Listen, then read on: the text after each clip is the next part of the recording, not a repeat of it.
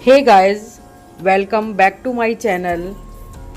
आज मैं आपके लिए एक नया ब्लॉग लेकर आई हूँ और आज मैं आपको बताऊँगी कि एक दिन में हरिद्वार से मसूरी कम पैसों में कैसे घूम सकते हैं और रास्ते में पड़ने वाले कुछ टूरिस्ट प्लेसेस भी देखने को मिलेंगे।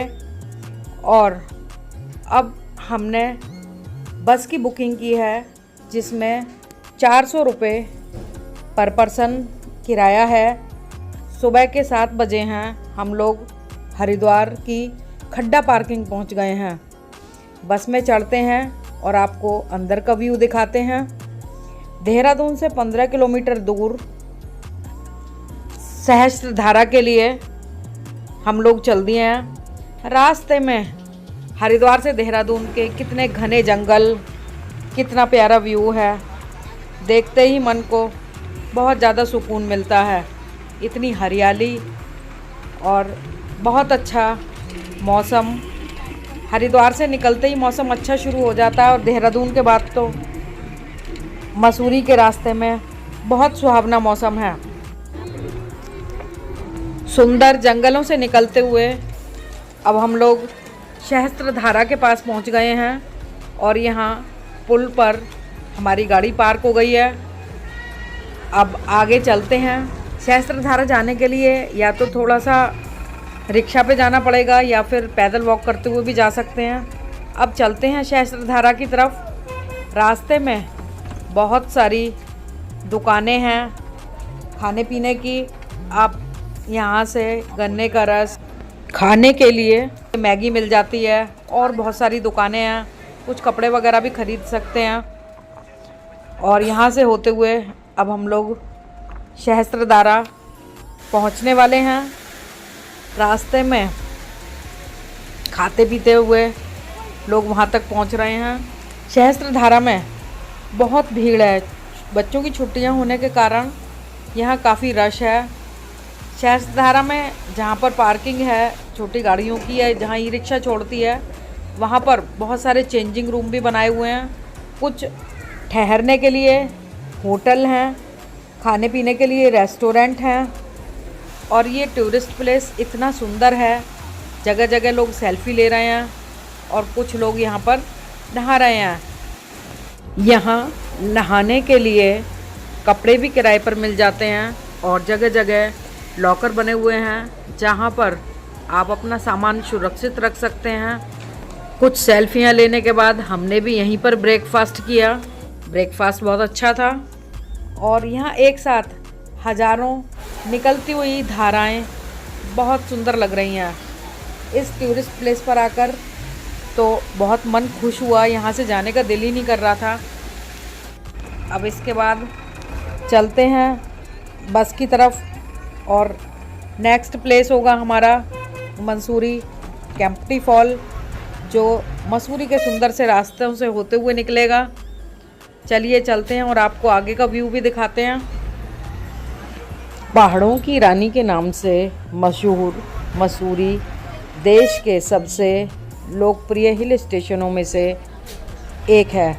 यहाँ मनमोहक प्राकृतिक दृश्य दिखाई देते हैं। इसे यह शाही उपाधि इसके रमणीक वातावरण और भव्य परिस्थितियों के कारण मिली है। सड़क के किनारे जिप लाइन और भी काफ़ी सारी एक्टिविटी होती हैं जहाँ पर पर्यटक इन सभी एक्टिविटी का आनंद लेते हैं।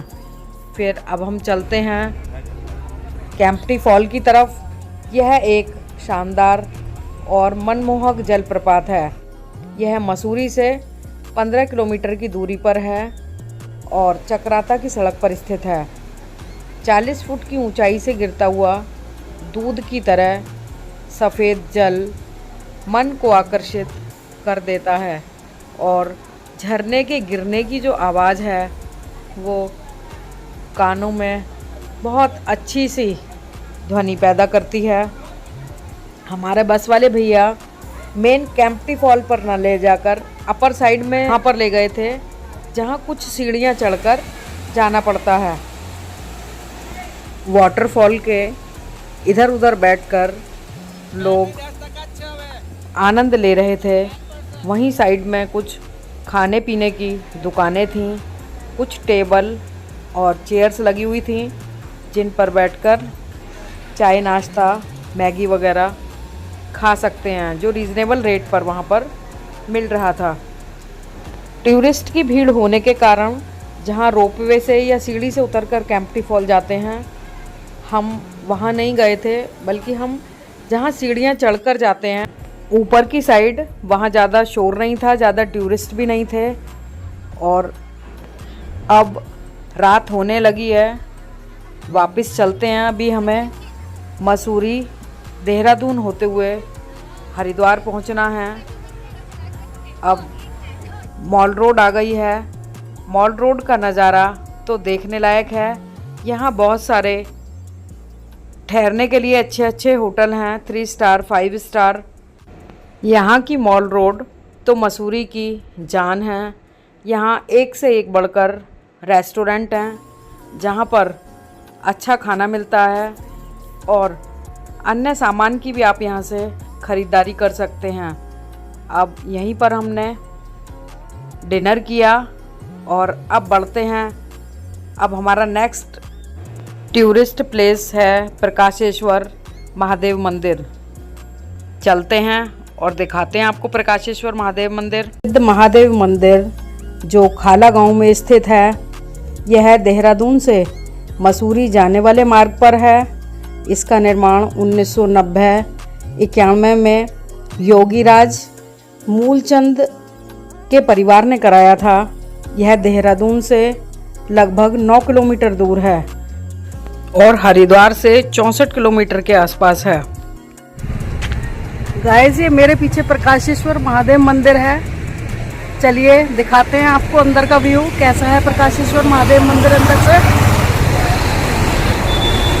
यह उन मंदिरों में से एक है जहां किसी भी प्रकार का दान, भेंट और चढ़ावा स्वीकार नहीं किया जाता।